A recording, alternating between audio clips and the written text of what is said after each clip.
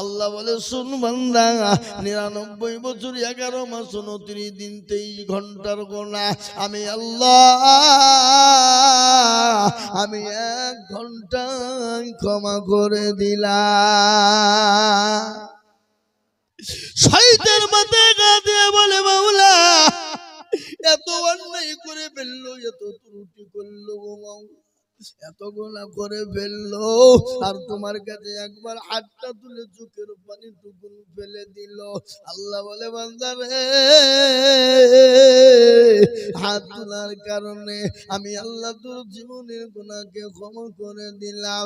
ওরে বান্দা আমি তোকে নিষ্পাপ নিষ্কলঙ্ক বানিয়ে দিলাম। শয়তান পালিয়ে গেল, সে আল্লাহকে চিনি না, সে আল্লাহকে আজকে যদি আমরা চিনতাম রে বাবা, জলসার দিনে জলসায় না বসে মেলায় ঘুরতাম না, বাজারে ঘুরতাম না।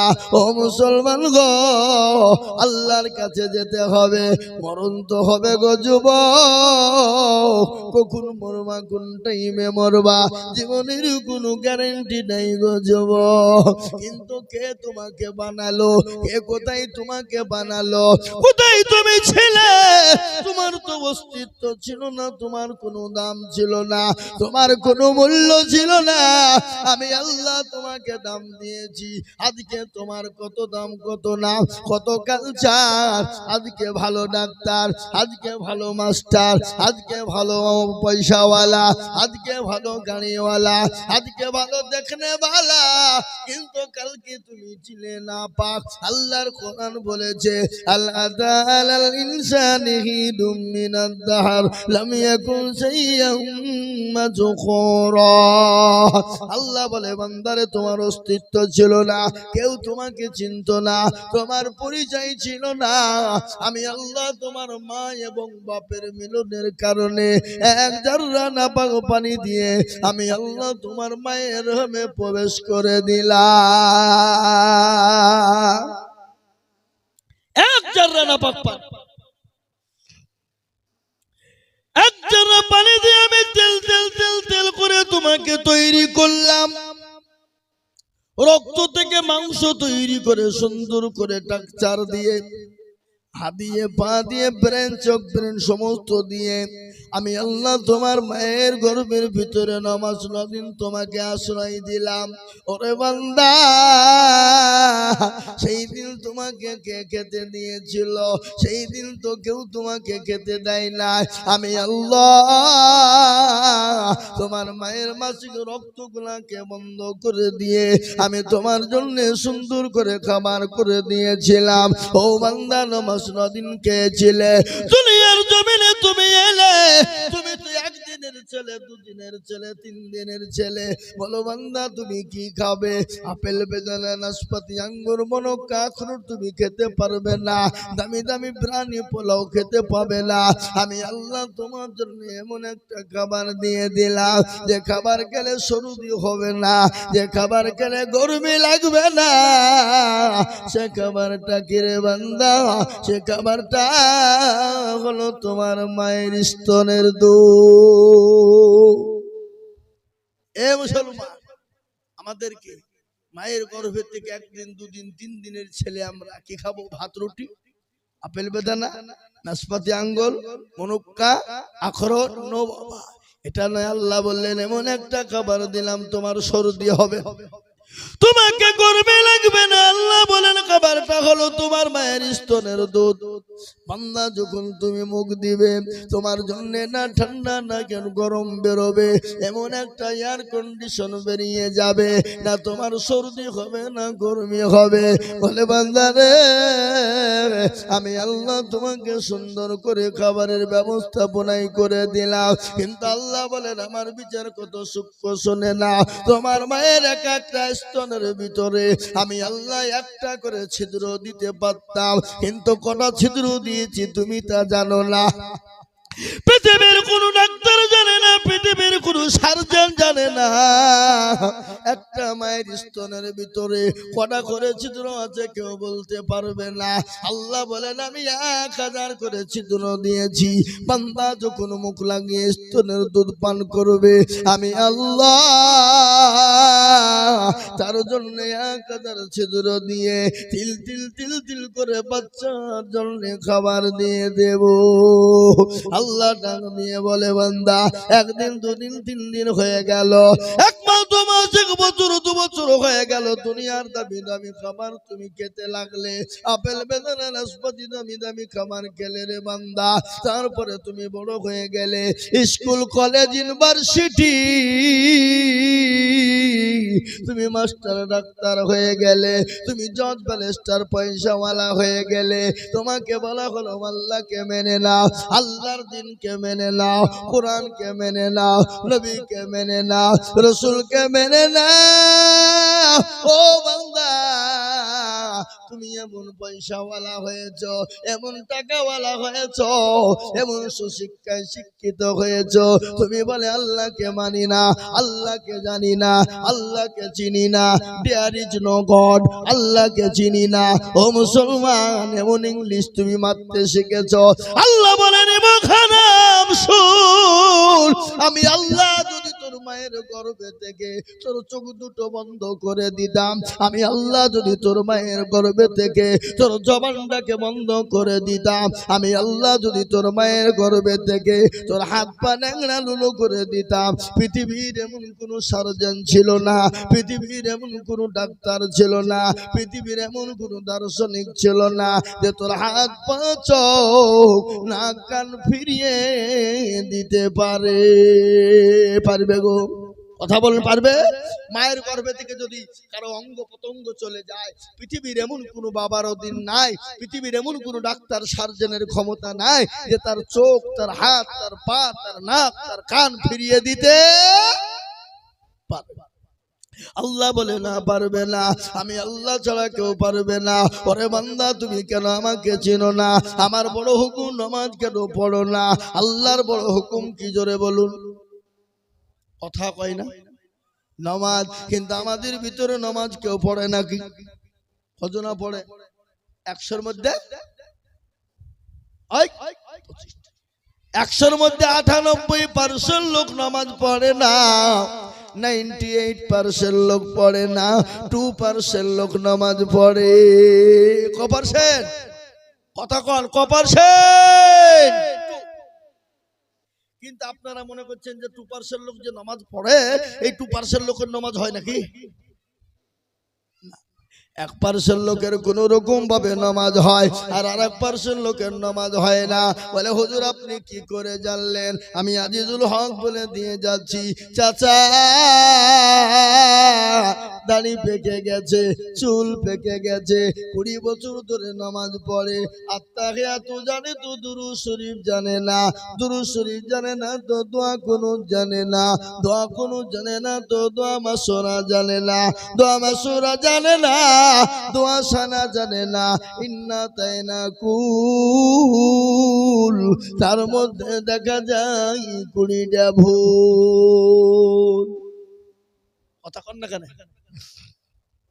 কথা বলে ইন্না তাইনা কুল, তার মধ্যেও 20টা ভুল। এরা শিখেও না, শিখার চেষ্টাও করে। মসজিদে নামাজ পড়তে যায়, যদি টাইম যদি 2 মিনিট পার হয়ে যায়, বলে ইমামের কোনো কাণ্ড জ্ঞান নাই। কি করবে? তাড়াতাড়ি করে নামাজ পড়ে চায়ের দোকানে বসে আড্ডা কে বাদ গেল্লা করবে। করবে না করবে না ধরে বলুন? আপনার দিকে চায়ের দোকান নাই নাকি? আছে? মুসলমান দরদি সারা জীবন কোন ইমামকে বলে না হুজুর গো আপনি তো আমাদের ইমাম, একটু কোরআনটা ঠিক করে দেন, একটু সূরাটা ঠিক করে দেন, একটু নামাজটা ঠিক করে দেন। এরা জীবনও কোনোদিন ইমামের কাছে বসে বলে না। বলে কেন বলে না?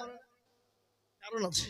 বলে ইমাম যদি বাই চান্স ভুল ধরে ফেলে, আর ভুল ধরে ফেললেই তো আমাদের যা আছে গুমর সব ভাষা, মানে ইমামের কাছে মাথা নত করে ছাড়া কোনো উপায় আর নাই। আর আমাদের দেশের ইমাম সাহেবরা এরাও কিন্তু কোনোদিন কোনো মুসল্লিকে বলে না এ চাচা ও দাদু বসেন, একটু নামাজটা ঠিক করে দি, কোরআনটা ঠিক করে দি, সূরাটা ঠিক করে দি, আত্মাহাত দুরূদ শরীফটা ঠিক করে দি। ইমাম রাও জীবনে বলে না। বলে কেন বলে না? এই থামেন, কেন বলে না? কারণটা হলো 4,000 টাকা 5,000 টাকা বেতন দিচ্ছে, তো তোমাকে নামাজ শেখাতে হবে? তোমাদের ভাগ্য ভালো আমি অজু করিয়ে নামাজ পড়াই। বেশি কায়দা করলে বিনা অজুতে নামাজ চালিয়ে দিব, সালাতুন নামাজ হলি বাকি না হলি বাকি। কি বুঝতে পারলেন আমার কথা? 5,000 টাকা দিব। এ বাবা, আপনাদের দেশের কত জানি না, আমি আপনাদের দেশের কথা বলছি না, অন্য দেশের কথা বলছি। ইমামের বেতন হলো 5। বলেন তো ইমামের পিছনে নামাজ হবে? 27 দিনের মাথাতে ইমাম নামাজ পড়েছে আলহামদুলিল্লাহ রাব্বিল আলামিন আর রহমান রহিম আল্লাহ। আজ তো মাসের 27 তারিখ, 5,000 বেতন। বইয়ের ছায়া কিনবো না ব্লাউজ কিনবো, ছেলের ওষুধ কিনবো না জামা কিনবো, ছেলের বই কিনবো না স্কুলের ফিস দিব। গায়রিল মাগদুবি আলাইহিম ওয়ালাদ-দাল্লিন। ফেরেশতা বলছে কি নামাজ রে? এটা হলো বেতনের নামাজ। আল্লাহ বলে ইমাম তো কৌ ফাটাবো, মুসল্লি তোদের কৌ ফাটাবো। ইমামের বেতন 5। আর মসজিদের সেক্রেটারি কারা? সভাপতি কারা? ক্যাশিয়ার কারা? মসজিদে মালেরা মসজিদ যাই না যারা। কি বুঝেন আপনারা বলুন? হ্যাঁ, মসজিদের সেক্রেটারি সভাপতি ক্যাশিয়ার কারা? মসজিদের দরজা চিনে না যারা, শুক্রবারের দিন নামাজ পড়তে যায়, শুক্রবারে মুরলি করার জন্য। আবার এমন সেক্রেটারি আছে মসজিদের টাকা দিয়ে লটারি কাটে। কি কথা কন না কেন? আছে না?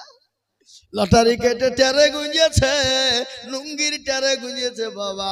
শুক্রবারে নামাজ পড়তে গিয়ে লটারি খুলে পড়ে গেছে, লুঙ্গিও খুলে পড়ে গেছে। বলে ইজ্জত চলে যায় যা, কিন্তু বেইজ্জতি হওয়া যাবে না। ইজ্জত চলে যায় যা, কিন্তু বেইজ্জতি হওয়া যাবে না। বলে লটারি যেন কেউ দেখতে না পায়। ও মুসলমান গো, কি জবাব দিব আল্লাহর কাছে? বলেন তো আজকে আমাদের মসজিদ কেন কেড়ে নেবে না? আমাদের মসজিদ কেন ভেঙে ফেলবে না? আজকে আমাদের মাদ্রাসা কেন কেড়ে নেবে না? গত পরশু দিনের ঘটনা আপনারা জানেন। ভারতবর্ষে কেস করেছিল, ভারতের যত মাদ্রাসা আছে সমস্ত মাদ্রাসা বন্ধ করে দিতে হবে। কেস করেছিল হাইকোর্ট, হাইকোর্ট থেকে সুপ্রিম কোর্ট, সুপ্রিম কোর্ট গত পরশু দিন আইন করে দিয়েছে না, ভারতবর্ষে যতগুলা মাদ্রাসা সমস্ত মাদ্রাসা বৈধ বৈধ বৈধ। ওই মাদ্রাসা উঠিয়ে দেওয়ার কারো কোনো ক্ষমতা নাই। বলুন আলহামদুলিল্লাহ, জোরে বলুন আলহামদুলিল্লাহ। তারপরও বেঈমানেরা হাল ছাড়ে না। ও মুসলমান গো, তারপরও বেঈমানরা হাল ছাড়ে না। কেন জানেন? আজকে ওরা যে নতুন প্রকারে মাদ্রাসা বন্ধ করবে, কোরআনের তালিম বন্ধ করবে, কিন্তু আমি বলবো বাপ, কোরআনের মালিককে আরো জোরে বলুন।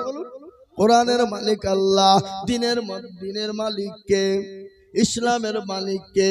আল্লাহ বলে ইন্না দীনা ইনদাল্লাহিল ইসলাম, আল্লাহর কাছে মানিনীত ধর্ম একটা, যে ধর্মটার নাম হলো ইসলাম।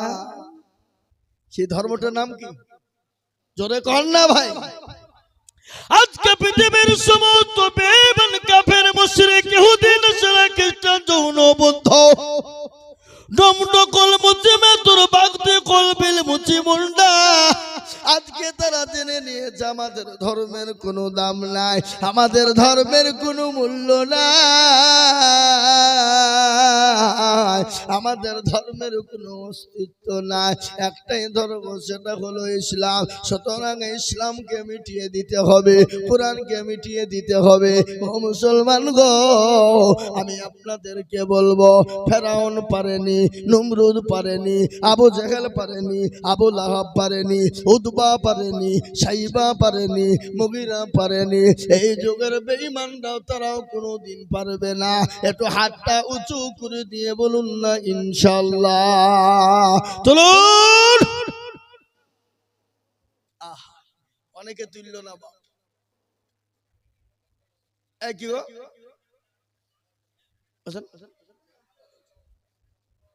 অনেকেই তুলল না কেন? ওরা মনে মনে করছে যে তুললি মনে হয় বিপদ রে।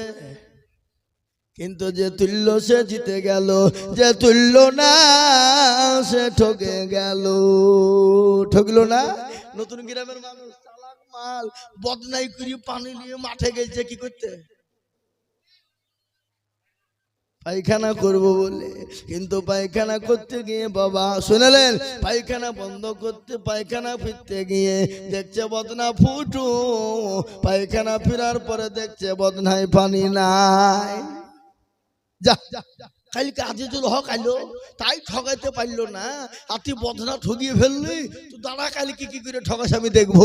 আবার তারপর দিন বদনাই করে পানি নিয়ে গেছে, বলছে আজকে আগে পানি খরচ করব, তারপরে পায়খানা ফিরবো, দেখি কি করে ঠকাস। এ বাবা, যারা হাত তুললো তারা জিতলো, আর যারা তুললো না তারা ঠকে গেল।